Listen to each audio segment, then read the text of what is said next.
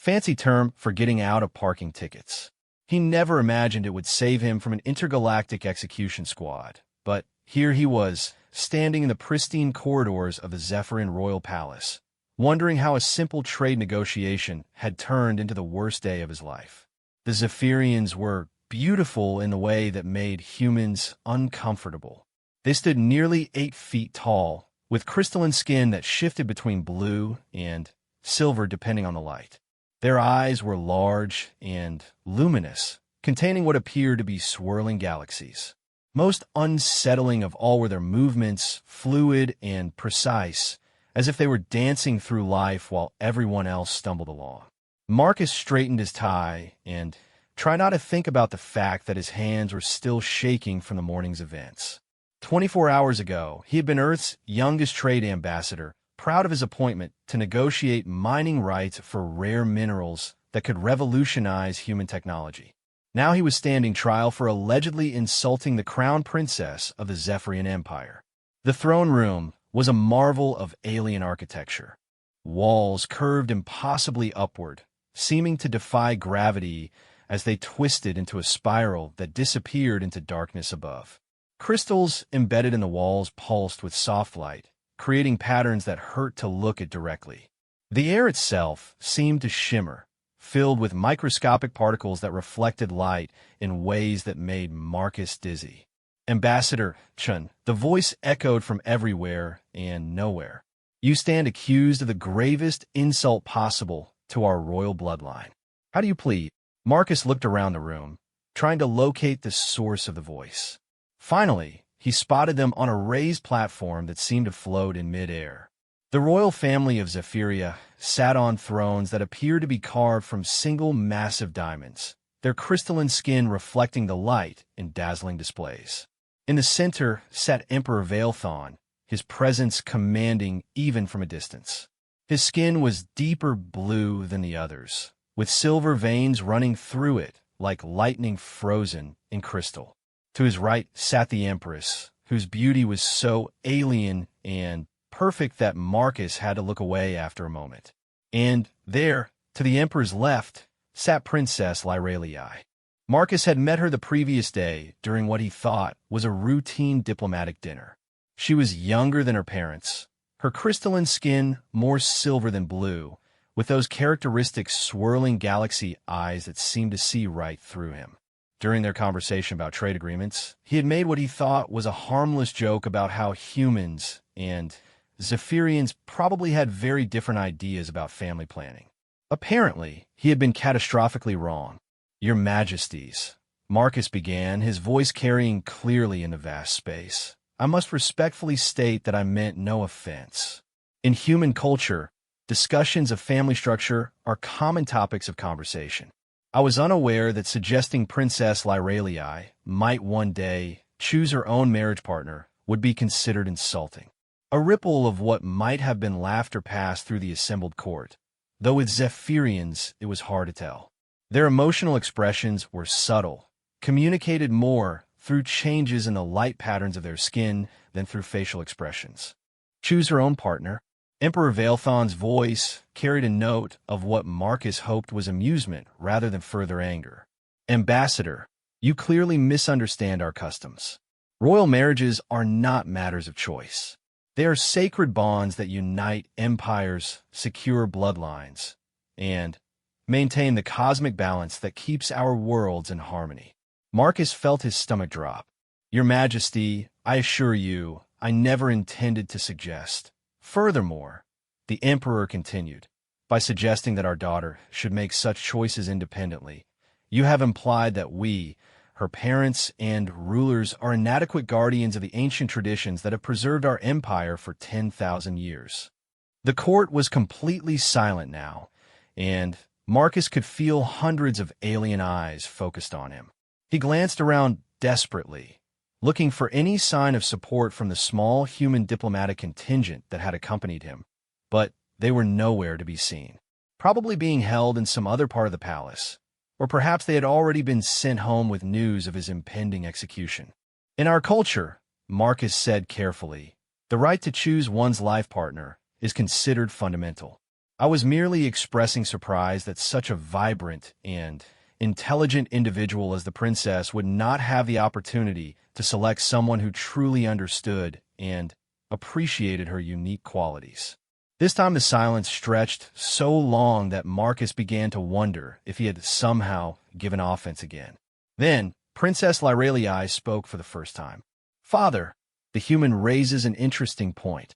Her voice was like crystal chimes in a gentle breeze, beautiful and otherworldly.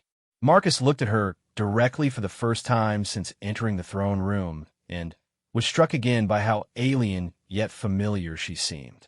There was something in her galaxy eyes that reminded him of curiosity, though he couldn't be sure if he was projecting human emotions onto an alien face.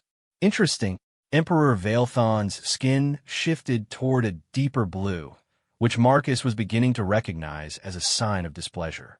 "Daughter, this human has insulted our most sacred traditions." "Has he, father?" Princess Lyralii rose from her throne with that characteristic Zephyrian grace. "Or has he simply revealed his ignorance of them, and, in doing so, perhaps offered us an opportunity to demonstrate the strength and wisdom of our ways?" Marcus had no idea what she was talking about, but he was fairly certain his life hung in the balance of whatever point she was trying to make. "Explain yourself, Lyralii." The Empress spoke for the first time, her voice carrying harmonics that seemed to resonate in Marcus's bones. "The human believes that freedom of choice in marriage leads to stronger, happier unions. This is clearly the primitive thinking of a young species that has not learned the deeper truths of cosmic harmony." Princess Lyralii began to walk down from the floating platform, her movements so fluid she seemed to be floating herself. "But what if we were to prove to him, and by extension to all of humanity, the superiority of our arranged marriage traditions?" Marcus felt a chill run down his spine. He was beginning to suspect that whatever the princess had in mind, it was not going to improve his situation. "Continue," Emperor Veilthon said, though his tone suggested he was not entirely pleased with the direction of the conversation. "I propose that we arrange a marriage that will serve as a demonstration of our superior wisdom. The human will serve as the groom in a traditional Zephyrian royal wedding, and I will be the bride. Through this union, he will learn the true meaning of cosmic harmony and the foolishness of his primitive beliefs about choice." The silence that followed this announcement was so complete that Marcus could hear his own heartbeat. Then the court erupted in what could only be described as shocked whispers, though with Zephyrians it sounded more like wind chimes in a hurricane. "Absolutely not." Emperor Veilthon's voice cut through the noise like a blade. "Lyralii, I will not have you sacrifice yourself to make a point about cultural superiority. It would not be a sacrifice, father. It will be a diplomatic triumph."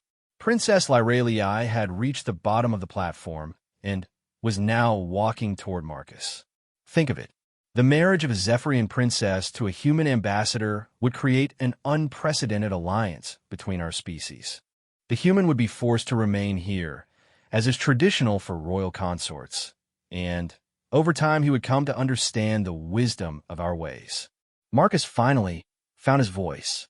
"Your Highness, while I'm honored by your proposal, I must point out that I never volunteer to be part of any demonstration of cultural superiority."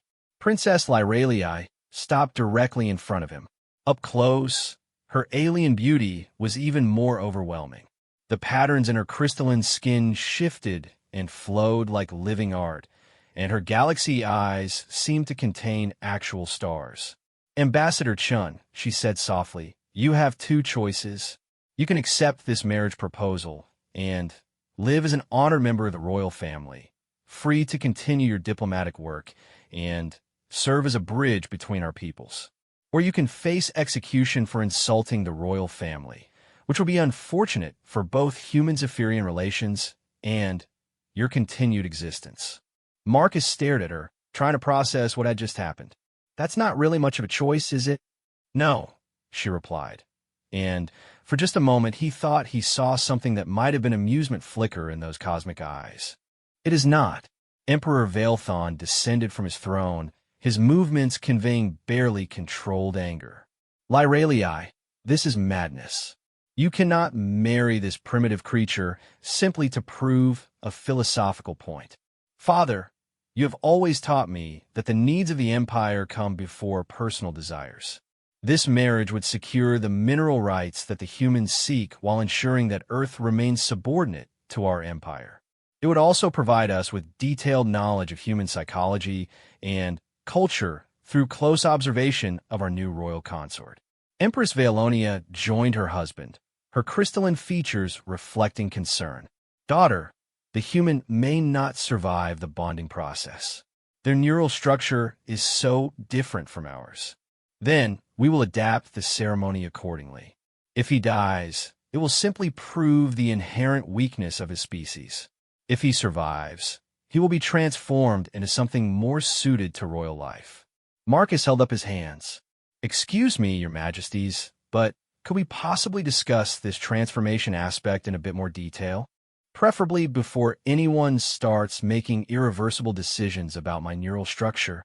Princess Lyralii turned back to him, and this time he was certain he saw amusement in her expression.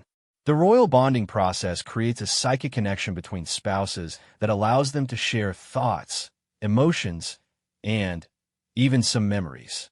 It is what makes Zephyrian marriages so strong and harmonious. However, human minds may not be compatible with our psychic frequencies.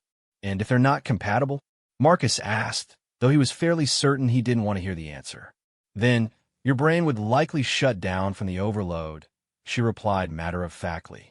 But you would die knowing that you contributed to interspecies understanding. Marcus looked around the throne room at hundreds of alien faces watching him with what appeared to be scientific curiosity. He thought about his life back on Earth, his career, his family, his small apartment with the view of the old oak tree outside his window. Then, he thought about the alternative being offered here. How long do I have to consider this proposal? He asked. The ceremony would take place in 3 days, Emperor Valethon said grimly. That will give us time to prepare the necessary modifications to protect your primitive neural system, assuming you accept. And if I refuse, then you will be executed at dawn tomorrow for insulting the royal family, the emperor replied. The offense cannot go unpunished, and death is the traditional penalty. Marcus looked at Princess Lyralii, trying to read something, anything, in her alien features that might give him a clue about her real motivations. Was this really just about proving cultural superiority? Or is there something else going on here? Princess, he said carefully, may I ask you a direct question? She inclined her head slightly, which he took as permission. Do you actually want to marry me? Or am I just a convenient test subject for your theory about arranged marriages? For a long moment, she said nothing. Then, she replied, Ambassador Chun, one is a human concept. I'm a royal daughter of the Zephyrian Empire. What I want is irrelevant. What matters is duty, tradition, and the good of the Empire. That's not really an answer to my question. Is the only answer I can give you. Marcus nodded slowly. There was definitely something more going on here, but he was beginning to realize that he might never understand the full truth. Zephyrians were clearly far more complex than humans had assumed, and their royal family most complex of all. Very well, he said finally, I accept the marriage proposal. The reaction from the court was immediate and dramatic. Waves of colored light rippled through the assembled Zephyrians as they communicated in their complex visual language.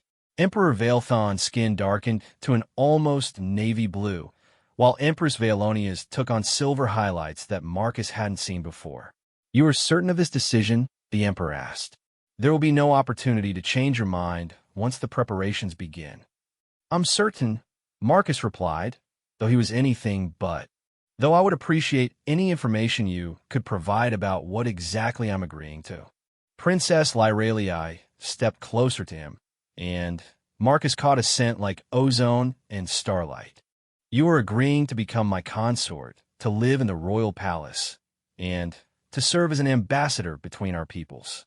You will have access to knowledge and technology beyond human comprehension, but you will never again be able to return to Earth as you were. What do you mean as I were? The bonding process changes both participants. You will gain some of our abilities, our extended lifespan, our enhanced senses. But you will also lose some of your purely human characteristics. You will become something new, something between human and Zephyrian. Marcus felt his mouth go dry. And this is reversible. No, she replied simply. It is not. He looked around the throne room one more time, at the impossible architecture and the beautiful alien beings watching him with their cosmic eyes. 3 days ago, he had been planning what to have for lunch during his flight to the Zephyrian homeworld. Now he was agreeing to become something that had never existed before, bound to an alien princess in a marriage that would redefine what it meant to be human. I understand, he said, though he understood almost nothing at all. I accept all the conditions.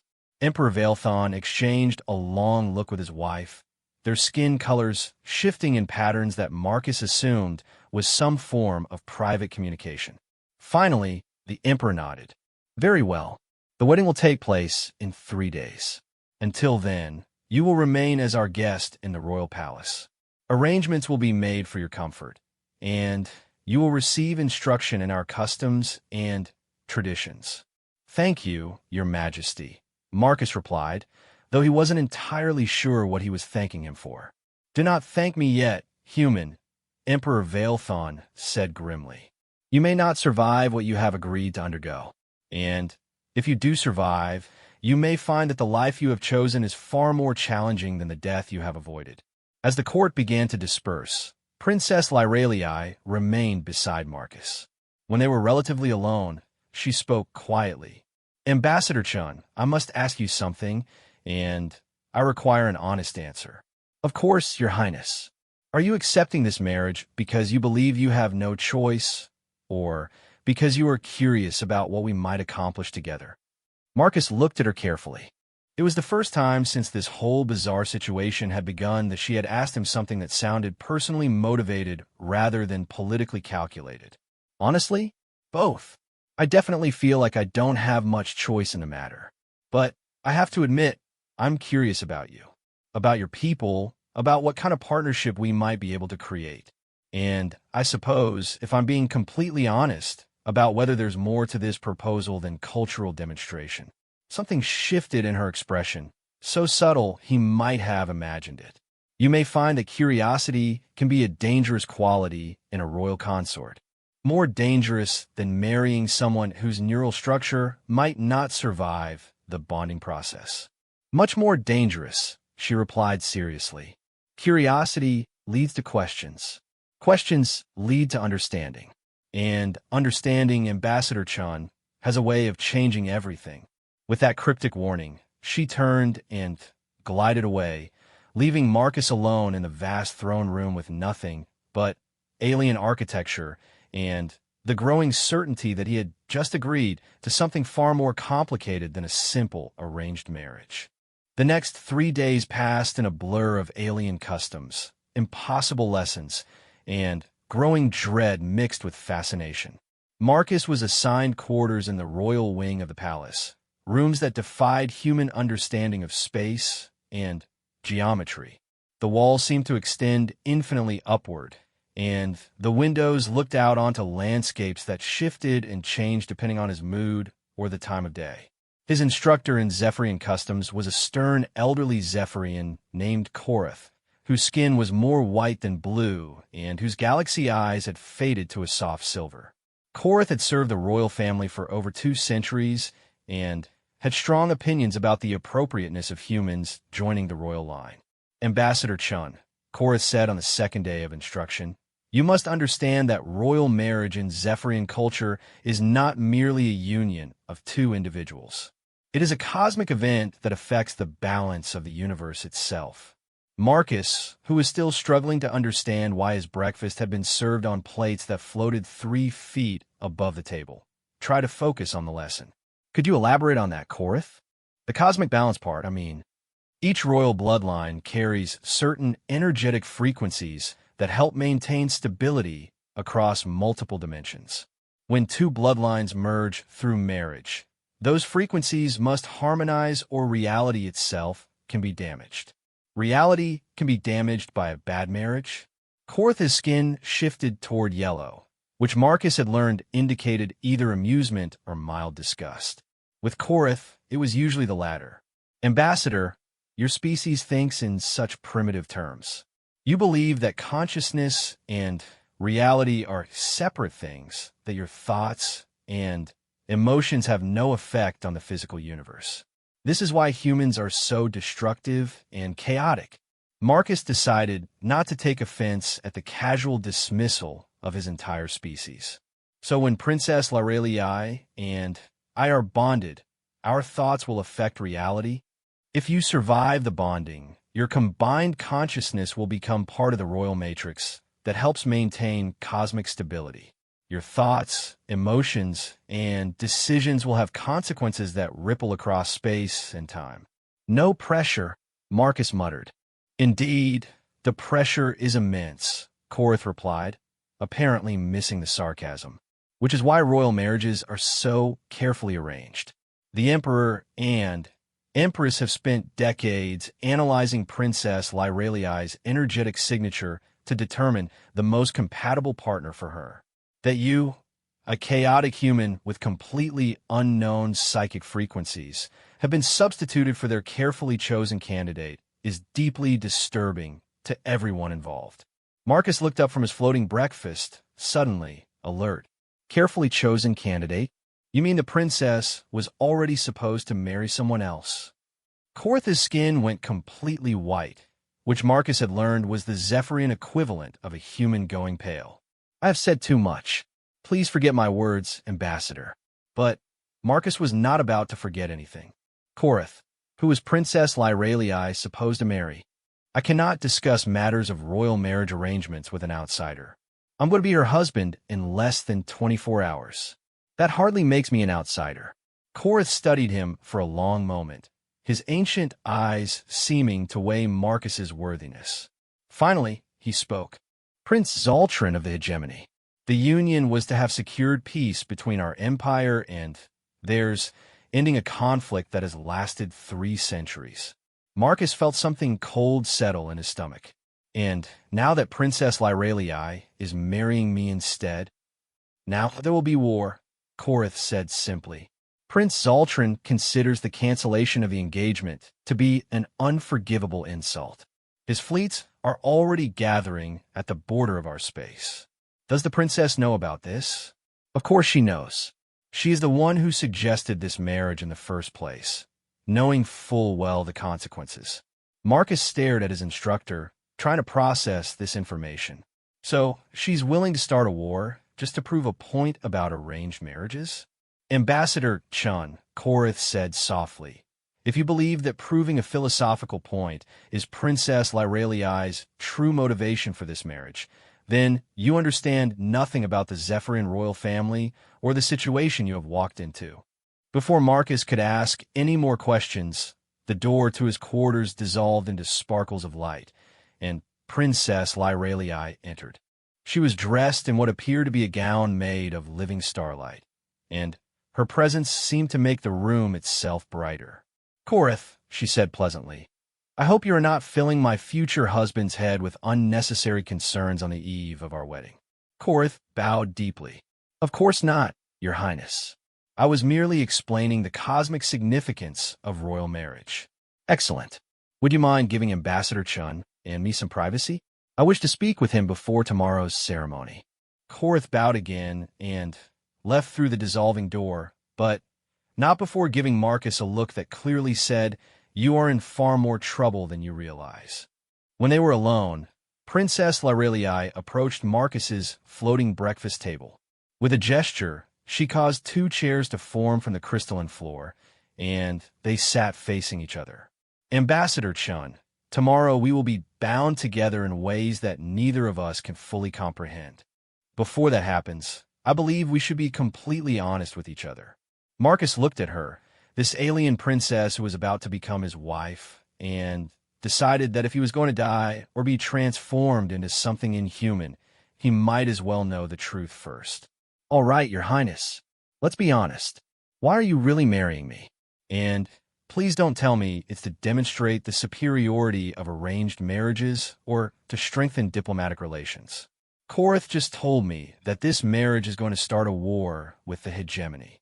Princess Lyralii was quiet for so long that Marcus began to wonder if she was going to answer at all. When she finally spoke, her voice was softer than he had ever heard it. My people believe that the universe speaks to us through patterns, through seemingly random events that reveal deeper truths. When you insulted our marriage customs, it was not truly an insult. It was the universe providing me with an opportunity to escape a fate that would have destroyed me. The marriage to Prince Zoltran? Prince Zoltran is not merely arrogant and cruel, though he is both of those things. He is something darker. His psychic signature is tainted with what we call the void touch, a corruption that spreads through mental contact.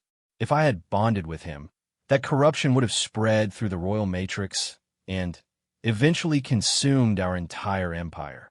Marcus felt his mouth go dry. And your parents don't know this? They know, but they believe the political alliance is worth the risk. They think that my mental discipline is strong enough to contain the corruption. They are wrong. So you're marrying me to avoid being corrupted by an evil alien prince?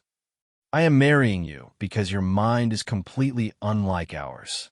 Human consciousness operates on different frequencies, follows different patterns. When we bond, your chaotic human thoughts may be exactly what we need to break the patterns that would otherwise doom us all. Marcus leaned back in his chair, trying to process everything she had told him. So, I'm not just a test subject or a diplomatic solution. I'm some kind of cosmic wild card. You are hope, Ambassador Chun. Desperate, impossible hope. They sat in silence for a moment, looking at each other across a gulf of species, culture, and understanding that seemed impossibly vast. Finally, Marcus spoke. Princess, can I ask you one more question? Of course. In all of this cosmic balance and desperate hope and political maneuvering, is there any room for us to actually get to know each other? To maybe, eventually, care about each other as individuals rather than as solutions to interstellar problems? Princess Lyralii smiled, and for the first time since he had met her, Marcus saw something in her expression that was purely personal, purely her. That, Ambassador Chun, is what I'm hoping for most of all. The wedding day arrived with phenomena that Marcus was beginning to understand were normal for Zephyria, but still made his human brain struggle to process reality.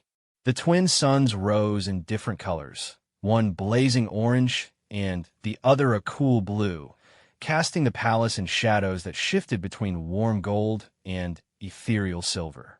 The very air seemed to hum with anticipation, and Marcus could swear he heard music coming from the crystal walls themselves. He stood in his quarters, staring at his reflection in what Korath had assured him was a mirror, though it showed not just his image, but also shifting patterns of light that seemed to represent his emotional state. Currently, those patterns were a chaotic swirl of gold, red, and deep purple, which apparently translated to terrified, but determined with undertones of existential confusion. The wedding outfit that had been prepared for him was unlike anything he had ever seen. It appeared to be made of the same crystalline material as Zephyrian skin, but adapted somehow to cover his human form. When he moved, it moved with him like liquid light, and he could feel it responding to his body temperature and heart rate. Most unsettling of all, it seemed to be alive in some subtle way, pulsing gently with its own rhythm. Ambassador Chun. Korath's voice came from behind him, though the elderly Zephyrian had not been there a moment before. Marcus was getting used to the way Zephyrians could appear and disappear at will, though it still made him jump. Please tell me you're not going to give me any more disturbing information about what I'm about to undergo, Marcus said, still staring at his reflection. On the contrary, I come with potentially encouraging news. Our medical technicians have completed their analysis of your neural structure, and they believe you have a 73% chance of surviving the bonding process. Marcus turned to look at Korath directly. That's encouraging news? What happened to the other 27% in their calculations? Complete neural shutdown resulting in immediate death, Korath replied matter-of-factly. However, this is much better odds than we initially estimated. It appears that human consciousness is more adaptable than we assumed. Wonderful. And what about the void touch corruption that Princess Lyralii mentioned? Any thoughts on how my chaotic human brain is supposed to deal with that? Korath's skin shifted to a color Marcus had never seen before, something between silver and green with sparks of gold running through it. It was either a very good sign or a very bad one. Ambassador, that is perhaps the most interesting aspect of this entire situation. Our analysis suggests that human consciousness may be naturally resistant to void touch corruption precisely because it is so chaotic and unpredictable. The corruption spreads by following established mental patterns, but human minds seem to create new patterns constantly. So my short attention span and tendency to overthink everything might actually be useful. More than useful. Essential. Marcus nodded slowly, trying to absorb yet another piece of information that redefined everything he thought he understood about his situation. Is there anything else I should know before I go get married to an alien princess and potentially save the universe? Yes, Korath said seriously. Do not let them know you are afraid. The court, the nobles, the military commanders who will be watching this ceremony. They already see you as a weak primitive who has somehow seduced their princess into abandoning her duty. If they sense fear, they will lose what little respect they might have had for you. Marcus looked at himself in the mirror again. The light patterns around his reflection were still chaotic, but there were new threads of silver running through them now. Determination, maybe, or possibly just acceptance of the inevitable.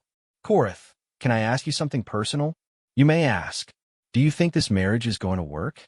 Not the political aspects or the cosmic balance stuff. Do you think Princess Lyralii and I can actually build something together? The elderly Zephyrian studied Marcus for a long moment, his ancient eyes seeming to look right through him. Finally, he spoke. Ambassador Chun, in my 2.5 centuries of life, I have seen many royal marriages. Some were successful political alliances, others were disasters that nearly destroyed the empire. But I have never seen a royal daughter risk everything the way Princess Lyralii is risking everything for you. Whether that will lead to happiness or catastrophe, I cannot say. But it will certainly not be boring. Before Marcus could respond to this less than reassuring assessment, the walls of his quarters began to glow with soft blue light. It was time. The ceremony took place in the grand atrium, a vast space at the heart of the palace that seemed to exist in multiple dimensions simultaneously. As Marcus was led through corridors that bent and twisted in ways that hurt his brain, he could see through transparent walls that the space was filling with beings from across the galaxy. There were Zephyrians, of course, their crystalline skin creating a sea of shifting colors and patterns. But there were also other species Marcus had never seen before. Tall, ethereal beings that seemed to be made of light itself. Creatures that appeared to be living geometric shapes, constantly folding and unfolding into new configurations. Things that might have been sentient plants or possibly rocks with consciousness. The diversity was overwhelming and beautiful and more than a little terrifying. The entire Galactic Council has sent representatives, Korath explained as they walked. This marriage is being watched by every major civilization in known space. That's comforting, Marcus muttered. It should be. If you survive, you will instantly become one of the most important beings in the galaxy. If you die, it will be witnessed by everyone who matters. I can't decide if you're trying to encourage me or terrify me. Both seem appropriate under the circumstances. They reached the entrance to the grand atrium, and Marcus got his first full view of the space where he was about to be married. It was impossible. The floor was made of what appeared to be crystallized starlight, reflecting not just light, but actual images of distant galaxies. The walls curved upward and inward, creating a dome that seemed to contain actual space, complete with slowly moving planets and nebulae. Floating platforms of various sizes held the assembled guests, and Marcus could see beings using a dozen different forms of travel to move between them. In the center of it all was a raised platform that appeared to be carved from a single massive gemstone. On that platform stood Princess Lyralii, and Marcus felt his breath catch in his throat. She was radiant in ways that transcended mere beauty. Her wedding gown seemed to be woven from aurora light itself, shifting between colors that had no names in any human language.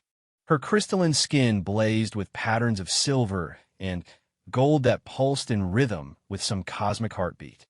But it was her eyes that caught and held Marcus's attention. The swirling galaxies he had grown accustomed to seeing there had been replaced by something that looked like the birth of stars. "She is magnificent," he whispered, not really meaning to speak aloud. "Yes," Korth agreed.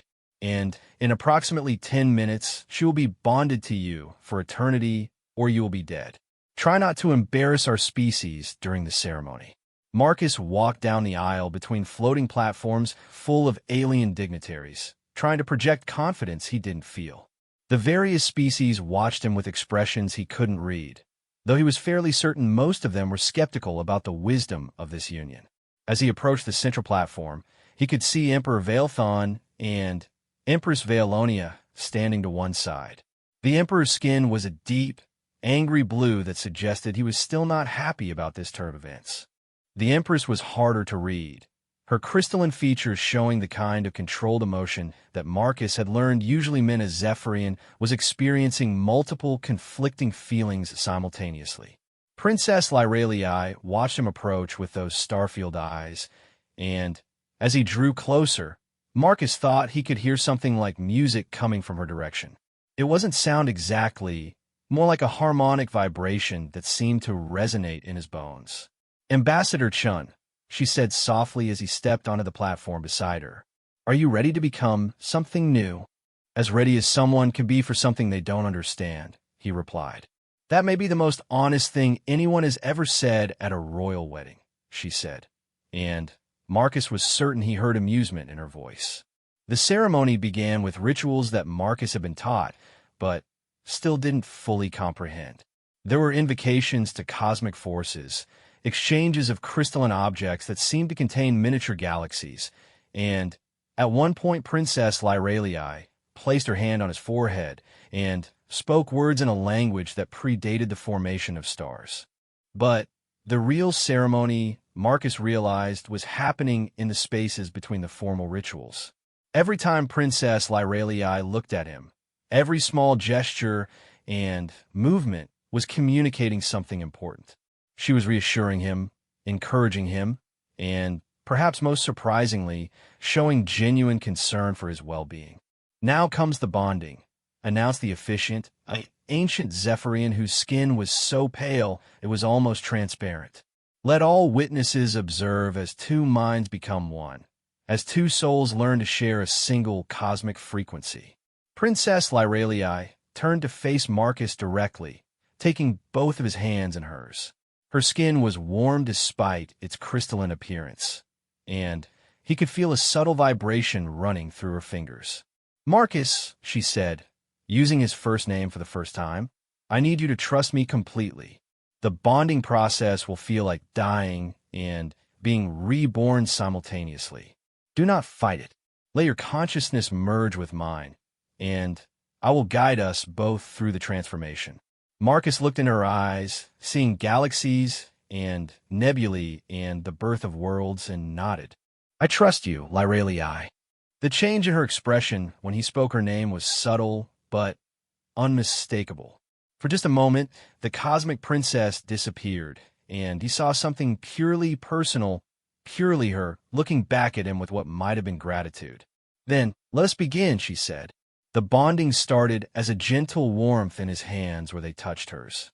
Then the warmth spread up his arms, and Marcus realized it wasn't just physical sensation. Something was moving through his nervous system, something alien and beautiful and completely overwhelming. His vision began to change. The grand atrium was still there, but now he could see the energy patterns that flowed through it. The assembled guests weren't just physical beings anymore, but complex networks of consciousness and emotion and memory. The space itself pulsed with life and intelligence that he had never suspected existed. "Stay with me." Princess Lorelei's voice came from everywhere and nowhere, no longer heard but felt directly in his mind. "Let me show you what we truly are." Suddenly, Marcus was no longer standing in his own body. He was experiencing consciousness as Princess Lorelei experienced it, seeing reality through senses he didn't have names for. He could feel the cosmic forces that held the galaxy together, could sense the delicate balance that kept civilizations from destroying themselves, could perceive the threads of connection that linked every living being across space and time. But more than that, he could feel Lorelei's mind directly. Her thoughts, her memories, her emotions, all flowing through his consciousness like streams of liquid starlight. And what he found, there was nothing like what he had expected. She was lonely, desperately, profoundly lonely in ways that Marcus hadn't imagined possible.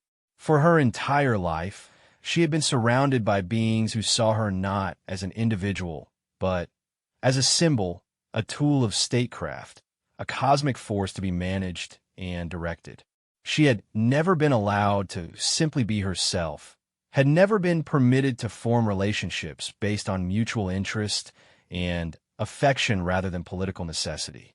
And there was something else, something darker lurking at the edges of her consciousness.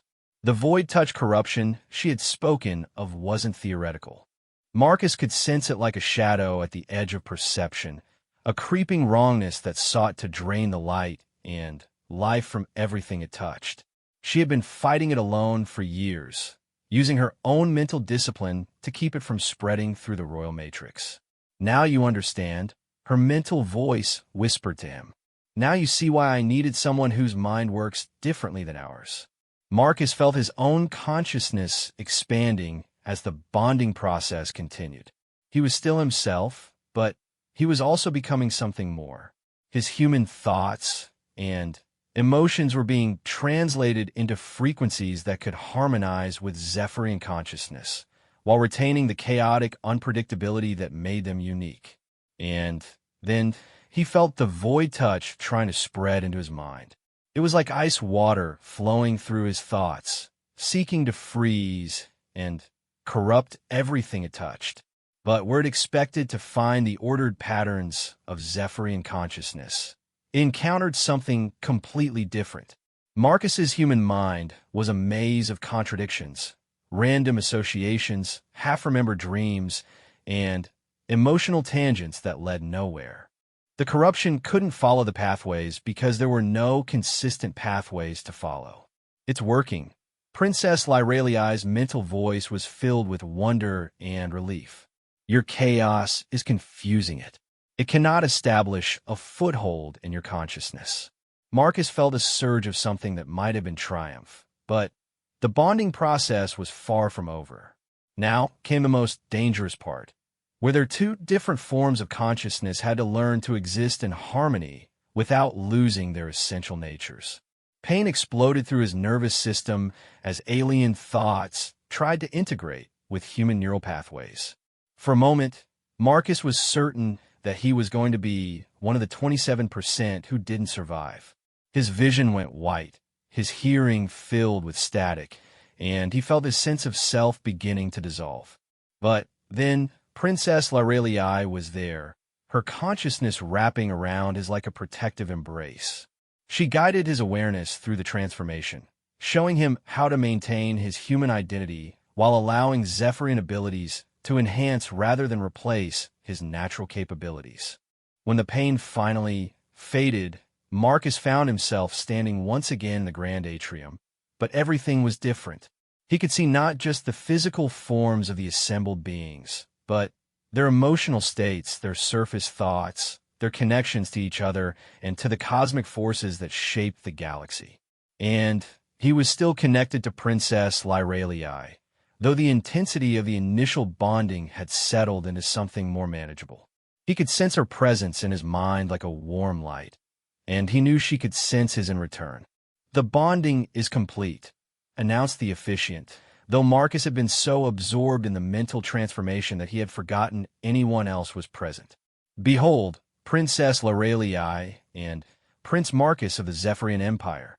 The assembled crowd erupted in sounds that Marcus's enhanced senses could now identify as approval, curiosity, concern, and, in some cases, outright hostility.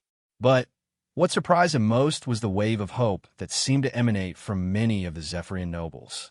They had felt the void touch corruption being contained, had sensed the stabilizing effect of his chaotic human consciousness on the royal matrix. "How do you feel?" Princess Laurelii asked, though now her words carried harmonics of meaning that went far beyond simple language. Marcus took inventory of his new state of being. He was still fundamentally human, but enhanced in ways he was only beginning to understand. His vision now included spectrums of light that had names and languages that predated Earth. His hearing caught the musical mathematics of the spheres. His sense of touch could feel the vibrations of cosmic forces. And, through it all, he remained recognizably himself. "I feel like I've been given a new set of senses, but haven't learned how to use them yet," he replied honestly. "That will come with time. What matters now is that you survived, and the corruption has been contained." Marcus looked around at the assembled beings, realizing that his new senses allowed him to perceive things about them that would have been invisible before. He could see the network of relationships and alliances that connected the various species, could sense the political tensions and ancient grudges that shaped galactic civilization. And he could see something else, something that made his enhanced human intuition suddenly go cold.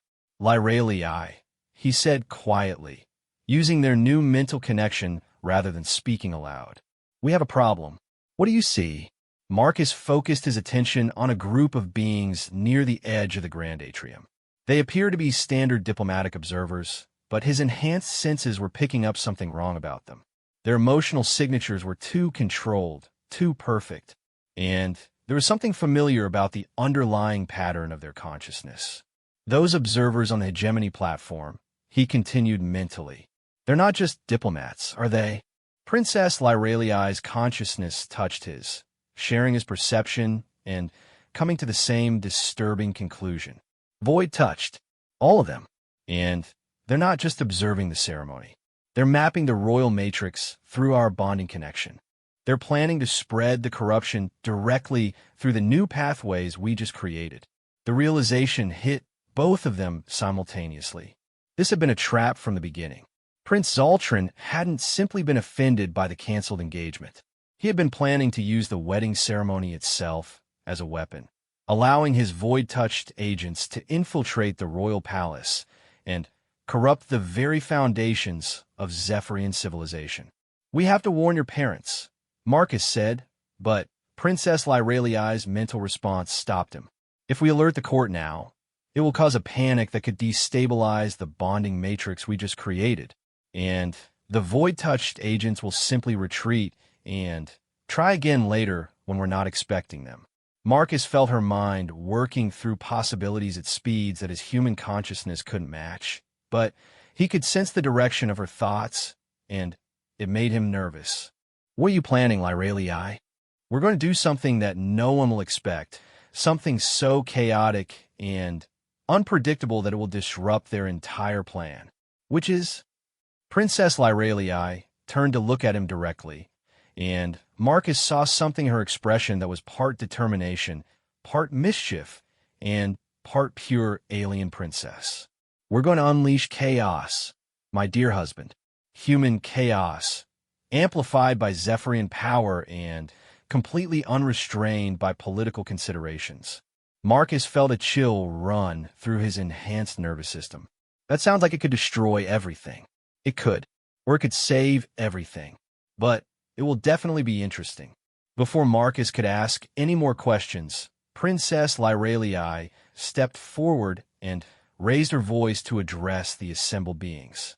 "Honored guests," she announced, her words carrying across the grand atrium with the force of royal authority. My husband, and I thank you for witnessing our bonding. But before we conclude this ceremony, we have become aware of a situation that requires immediate attention. The crowd fell silent, thousands of alien beings focusing their attention on the newly bonded royal couple. There are those among you who have come not to celebrate, but to corrupt, those who serve the void touch and seek to spread its influence through the very bonds we have just created. A ripple of alarm passed through the assembled beings, and Marcus could see the hegemony observers beginning to move toward the exits. But Princess Laurelii continued, her voice taking on harmonics that seemed to resonate with the crystal walls themselves. They have made one critical error in their calculations. What error? Called out a voice from the crowd. Princess Laurelii smiled, and Marcus felt her consciousness touch his with warm amusement. They assumed that bonding with a human would make me more predictable, she replied. They were wrong. She raised her hand, and Marcus felt power flowing through their connection, his chaotic human consciousness amplifying and directing Zephyrian abilities in ways that should have been impossible. Let me show you what happens when human chaos meets royal authority. The grand atrium exploded into light and music and forces that Marcus didn't have names for. The void-touched agents who had been trying to escape found themselves frozen in place, their corrupted consciousness suddenly exposed for all to see. The assembled beings gasped as the true extent of the hegemony's infiltration became visible, threads of darkness spreading through the diplomatic corps like veins of poison. But that was just the beginning. Princess Laurelii was using their bonded consciousness to do something that Marcus realized was completely unprecedented. She was creating a feedback loop that turned the void-touch corruption back on itself, using the chaotic unpredictability of human thought patterns to confuse and disrupt the spreading darkness. This is incredible, Marcus whispered, feeling their combined power reshaping the very fabric of space around them. This is dangerous, Princess Laurelii replied, though her mental voice carried undertones of exhilaration. Hold on, my dear husband. We're about to find out what happens when an unstoppable force meets an immovable object. The void-touched agents began to scream, their carefully controlled consciousness dissolving under the assault of pure, chaotic energy. But as their corruption was destroyed, it released waves of dark force that threatened to tear the grand atrium apart. Can we contain this? Marcus asked, watching reality bend and twist around them. I don't know, Princess Laurelii admitted, but we're certainly going to find out. Emperor Veilthon's voice cut through the chaos with the authority of 10,000 years of royal bloodline. All beings evacuate the grand atrium immediately. This is not a request, but even as the assembled guests fled in various directions using methods of travel that defied physics, Marcus and Princess Laurelii remained at the center of the expanding chaos, their bonded consciousness the only thing standing between galactic civilization and the unleashed forces of entropy. Laurelii, Marcus said, his enhanced senses showing him cracks forming in the fundamental structure of space-time itself. I think we may have overdone it. Perhaps slightly, she admitted. Do you have any suggestions for how to fix this? Marcus looked around at the collapsing reality, the fleeing aliens, and the waves of corrupted energy that were spreading outward from the destroyed void-touched agents. His human brain, enhanced but still recognizably chaotic, suddenly had an idea. What's the most human thing I can think of right now? He asked. I have no idea. What? Marcus grinned, feeling absolutely insane and completely alive. Improvisation. Without warning, he grabbed Princess Laurelii's hand and jumped off the platform, pulling her with him into the swirling vortex of unleashed cosmic forces. Marcus, what are you doing? She screamed as they fell through folding space-time. Something completely unpredictable, he shouted back. Hang on. This is either going to work brilliantly or kill us both. Those are not comforting odds. Welcome to being married to a human. As they plummeted through the chaos they had created, Marcus felt their bonded consciousness reaching out to touch the fundamental forces that were tearing the Grand Atrium apart. Instead of trying to control them or contain them, he did the most human thing possible. He tried to communicate with them. "Hello there, cosmic entropy," he said, his thoughts somehow reaching the swirling darkness. "I know you're just trying to do your job, breaking things down and spreading chaos. But maybe we can work together instead of against each other."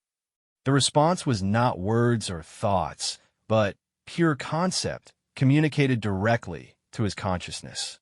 The entropy forces were not malevolent, merely following their nature.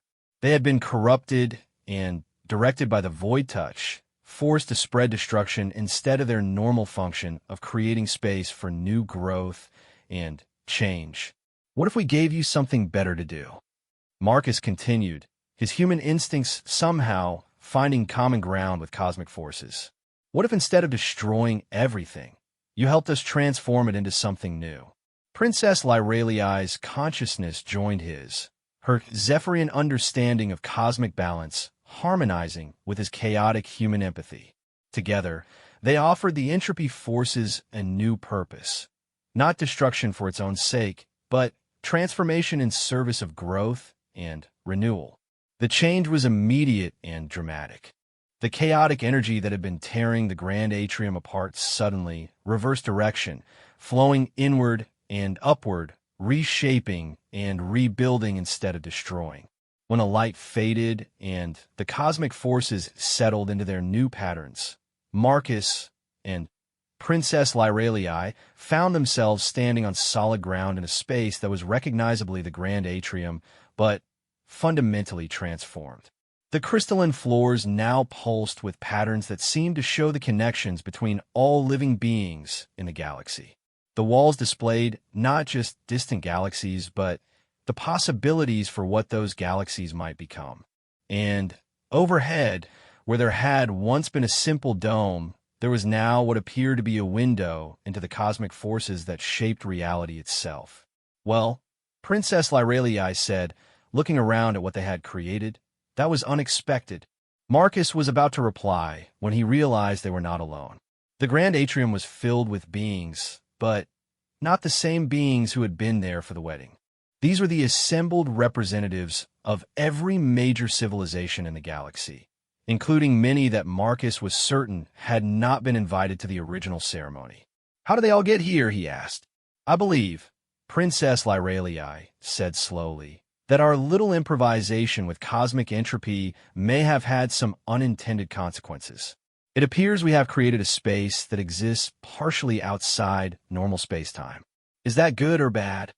Given that we now have the attention of every major power in the galaxy, including several that we were not previously aware of, I would say it is complicated." Marcus looked around at the assembled beings, his enhanced senses picking up currents of curiosity, concern, and calculation. Then his attention was caught by one figure in particular. Prince Zoltran stood at the edge of the gathered crowd, his form tall and imposing even by alien standards. But where Marcus had expected to see the void-touch corruption that Princess Lyraliai had warned him about, he instead sensed something else entirely. "Lyraliai," he said quietly, "I don't think Prince Zoltran is the enemy here." "What do you mean?" Marcus focused his enhanced perception on the hegemony prince, reading the patterns of his consciousness and energy signature. What he found there was not corruption, but something that looked remarkably like relief. "He's not void-touched. He never was. I think someone has been playing a much more complex game than any of us realized." Before Princess Lyraliai could respond, Prince Zoltran stepped forward, his voice carrying clearly across the transformed Grand Atrium. "Princess Lyraliai, Prince Marcus," he said with what appeared to be genuine respect, "I believe it is time we discussed what really happened here today. All of us have been manipulated, but your creative solution has revealed truths that were meant to remain hidden." Marcus felt Princess Lyraliai's consciousness touch his with curiosity and caution. "What truths, Prince Zoltran?" The hegemony prince gestured to the assembled beings around them. "The truth about who has been spreading void-touch corruption through the galaxy. The truth about why your marriage was so important to stop, and the truth about what your new form of bonded consciousness might mean for the future of all our civilizations. Marcus looked around at the impossible space they had created, at the beings from across the galaxy who had somehow been drawn here, and at his alien princess wife whose consciousness was intertwined with his in ways that were still revealing new possibilities. "Something tells me," he said, "that our wedding was just the beginning of a much larger adventure." Princess Lyraliai's hand found his, and he felt her agreement through their bonded consciousness. Indeed it was, "My dear husband." Indeed it was the transformed Grand Atrium had become something unprecedented in galactic history. A space where representatives from civilizations that had been enemies for millennia could stand in the same room without immediately trying to kill each other. Marcus was beginning to suspect that their improvised solution to the void touch corruption had done more than just save the day. It had fundamentally altered the nature of diplomatic relations across the galaxy. 3 days after what the various news networks were calling either the wedding of the century or the reality-breaking incident, depending on their political affiliations, Marcus found himself sitting in what had once been a simple conference room, but was now a space where the walls displayed real-time information about the political and economic status of every civilization represented. "Husband," Princess Lyraliai said, settling into a chair that formed itself from the crystalline floor as she approached, "I believe we may have underestimated the consequences of our actions." Marcus looked up from the holographic displays he had been studying, his enhanced human senses still struggling to process information that came from sources he didn't have names for. "Which particular consequences are you referring to? The fact that we accidentally created a space-time anomaly that has become the de facto neutral meeting ground for the entire galaxy? Or the fact that every major civilization now wants to either ally with us or destroy us?" "Both, actually. Though I was more specifically concerned about the third consequence we discovered this morning." "The marriage proposals?" "The marriage proposals." Marcus rubbed his temples, a human gesture that still provided comfort, even though his enhanced nervous system processed pain and stress differently now. In the 3 days since their wedding, they had received 47 formal requests from various royal families, noble houses, and governmental entities asking for arranged marriages between their children and any hypothetical future children that Marcus and Lyraliai might produce. "I still don't understand the logic behind that," Marcus admitted. "We don't even know if humans and Zephyrians can have children together." "That is precisely why they are so interested," Lyraliai explained, her consciousness touching his with gentle amusement. "The possibility of creating beings with both human chaos resistance and Zephyrian cosmic sensitivity is apparently very appealing to civilizations that have been struggling with void touch corruption for centuries."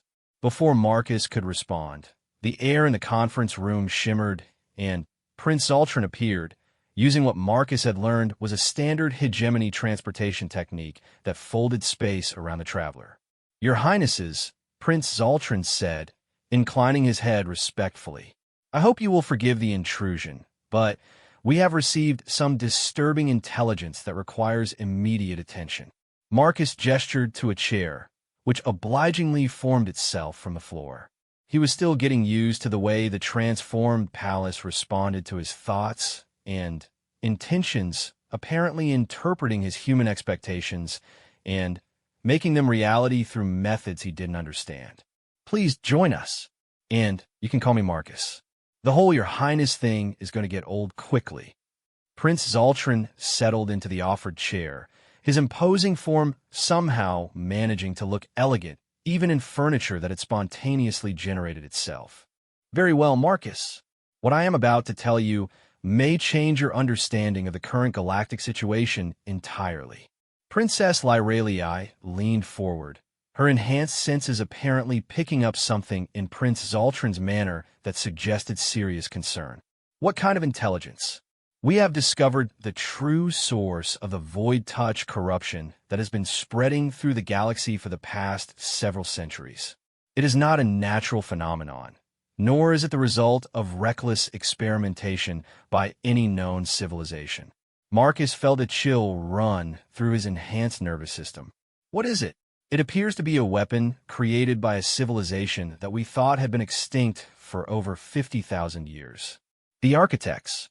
The name hit Marcus's consciousness like a physical blow, carrying with it implications and associations that his human brain couldn't quite process, but his enhanced senses understood immediately. The Architects have been the first truly galactic civilization, builders of megastructures that span star systems and masters of technologies that current civilizations could barely comprehend. That's impossible, Princess Lyrelii said, though her mental voice carried undertones of uncertainty. The Architects disappeared long before any of our current civilizations achieved spaceflight. Even the oldest races have only legends about them. That is what we believed, Prince Zoltran agreed.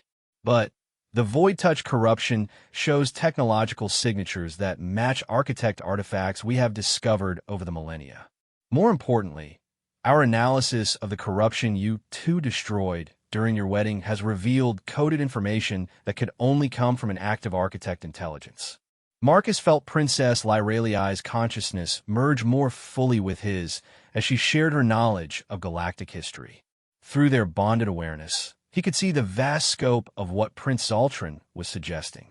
If the Architects were still active somewhere in a galaxy, it would redefine everything about the current political and technological balance of power. Why would a civilization that advanced need to use something like Void Touch corruption? Marcus asked. If they have technology that's 50,000 years ahead of everyone else, why not just take over directly? That, Prince Zoltran said grimly, is exactly what we are afraid they may be preparing to do. The corruption appears to have been a reconnaissance tool, mapping the consciousness patterns and technological capabilities of every major civilization.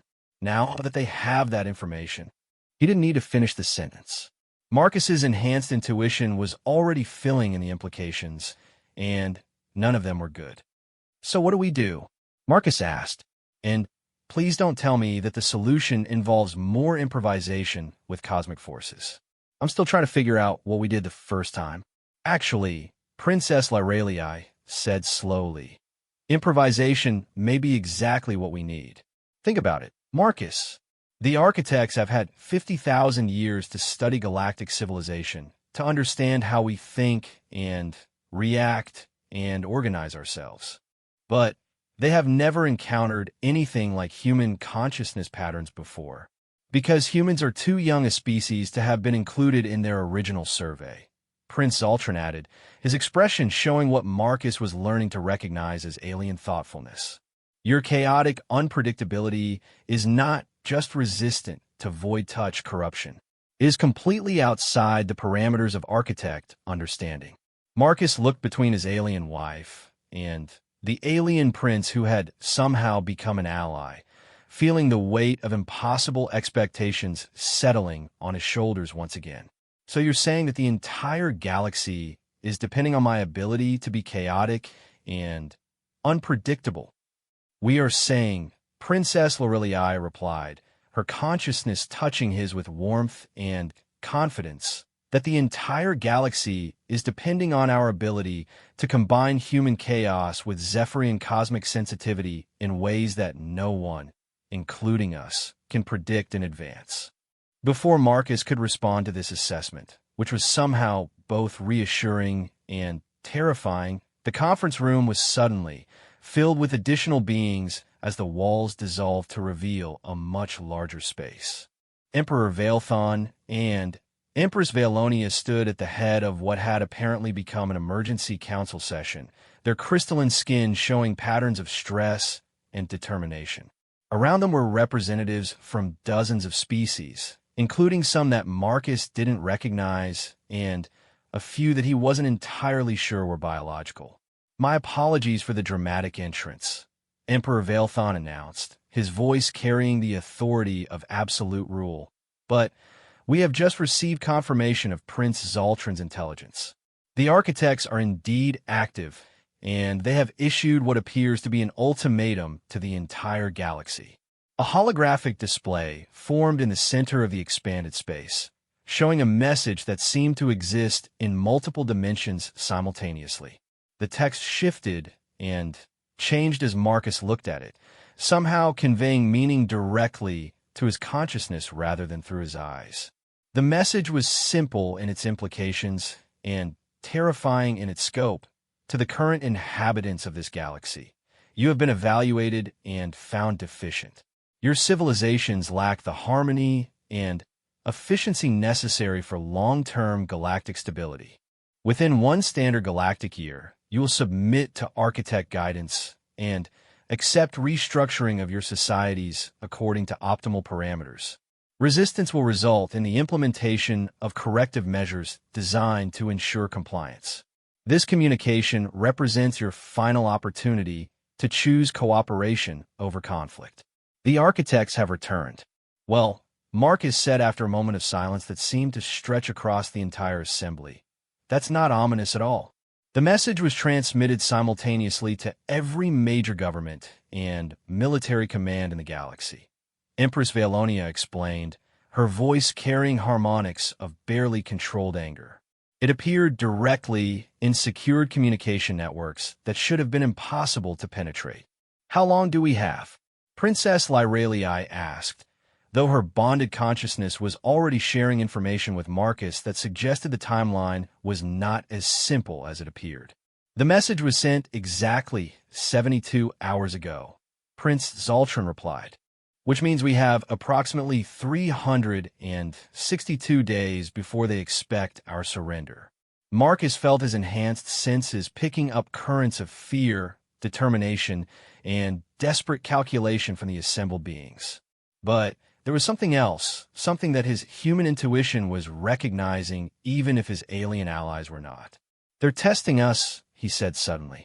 The entire assembly turned to look at him, dozens of alien expressions showing various degrees of confusion. What do you mean? Emperor Valethon asked. Marcus stood up, his enhanced consciousness suddenly, making connections that his purely human brain would never have been able to process. The ultimatum, the timeline, even the way they delivered the message. It's all designed to provoke a specific response. What kind of response? Prince Zoltran asked, his imposing form leaning forward with interest. Panic, desperate alliance building, crash programs to develop new weapons and defensive technologies. All the things that galactic civilizations do when they're faced with an existential threat they can't handle individually. Princess Lyralii's consciousness merged more fully with his as she followed his reasoning. You think they want us to unite against them? I think they want to see how we respond to pressure. What technologies we develop, what alliances we form, how our various species work together under stress. They're not planning to wait a year before taking action. They're planning to study our response for a year and then act based on what they learn. The silence that followed this assessment was profound and uncomfortable. Finally, a voice spoke from somewhere in the crowd of assembled beings. If the human is correct, the voice said in tones that suggested a species Marcus had never encountered, then our traditional responses to such threats would simply provide our enemies with more information about our capabilities and limitations. Exactly, Marcus replied, his human experience with competitive strategy finally finding a useful application. Every military buildup, every technological crash program, every alliance negotiation would be giving them exactly the data they need to defeat us efficiently. Then, what do you suggest we do instead? Emperor Valethon asked, his skin patterns showing what Marcus was learning to interpret as grudging respect mixed with skepticism. Marcus looked around at the assembled representatives of galactic civilization, beings whose ancestors had been building interstellar empires when humans were still figuring out agriculture. The weight of their expectations and the scope of the problem they were facing should have been overwhelming. Instead, he felt his chaotic human brain start to generate ideas. We do something they won't expect, he said, his confidence growing as the possibilities began to multiply in his enhanced consciousness. something so completely outside their parameters that their 50,000 years of experience becomes irrelevant.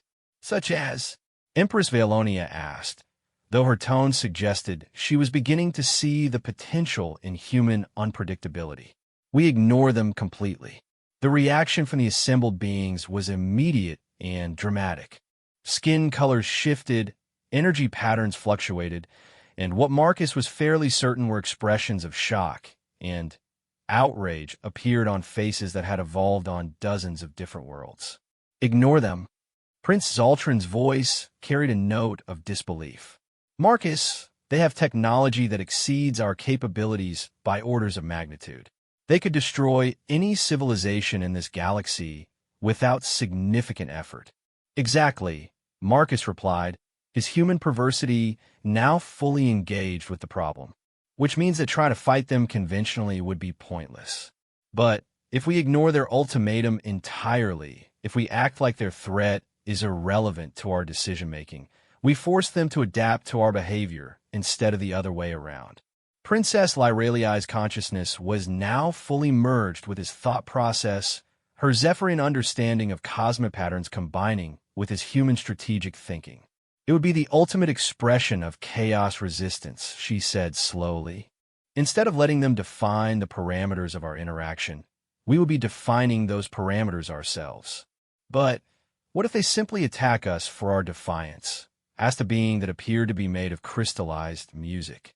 Marcus felt his enhanced senses reaching out to touch the collective consciousness of the assembled beings, sharing his growing certainty that conventional thinking would only lead to conventional defeat.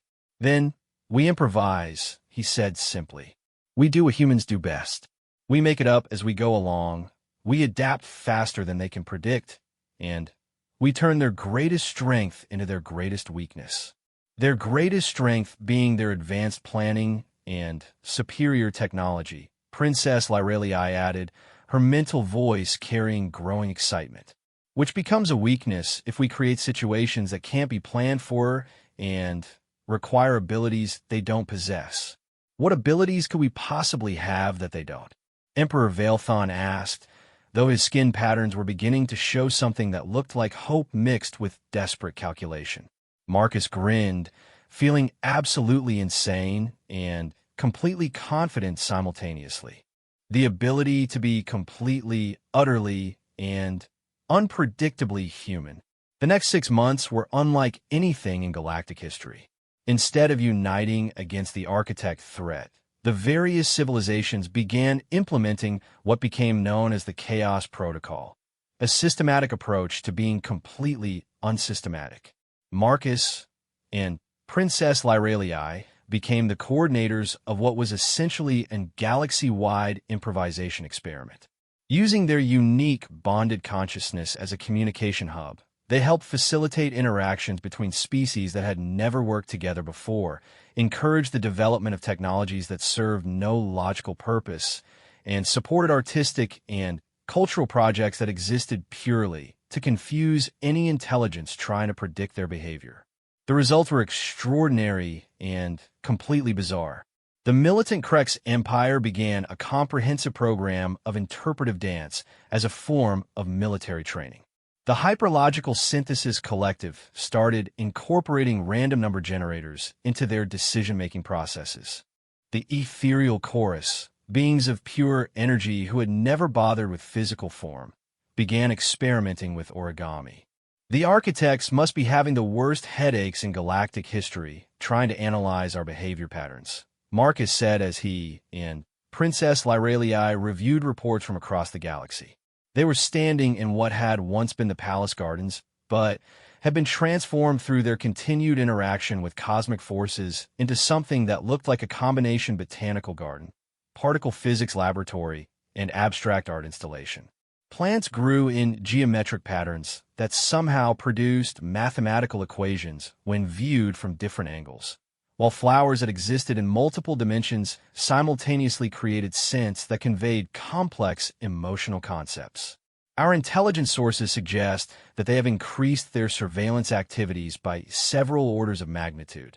Princess Lyraliai replied, her consciousness sharing images of strange artifacts that had been discovered near populated worlds throughout the galaxy. They appear to be desperately trying to understand what we are doing and why. Good. Let them waste their energy trying to analyze the unanalyzable.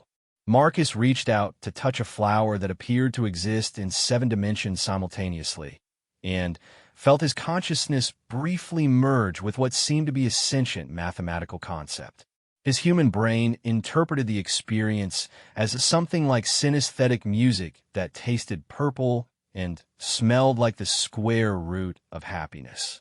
Marcus, Princess Laurelii, said suddenly, her mental voice carrying undertones of urgency, "We're receiving a priority communication from the deep space monitoring stations."